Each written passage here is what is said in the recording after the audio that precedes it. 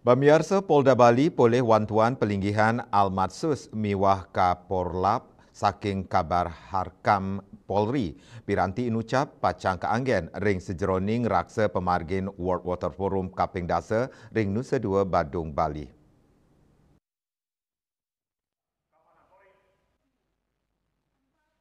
Panyukserahan wantuan kendaraan Almatsus miwah Kaporlap saking Kabaharkam Mabes Polri kemargiang antuk laksanaan gelar pasukan ring Mapolda Bali.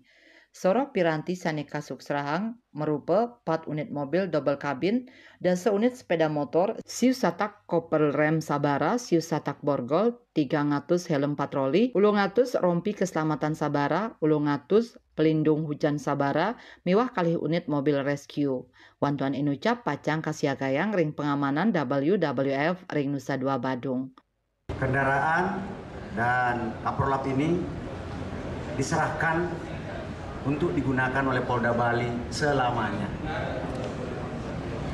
Secara bertahap, sesuai dengan perintah Pak Kapolri, arahan Pak Kapolri untuk memberikan dukungan yang maksimal ke seluruh Polda, termasuk tentunya Polda Bali. Hal yang prioritas sesuai dengan fungsi dan tugas saya adalah bagaimana meningkatkan performa polisi Sabara yang melaksanakan patroli, dan yang kedua, bagaimana meningkatkan performa polisi pariwisata. Roy Swantara, Bali TV.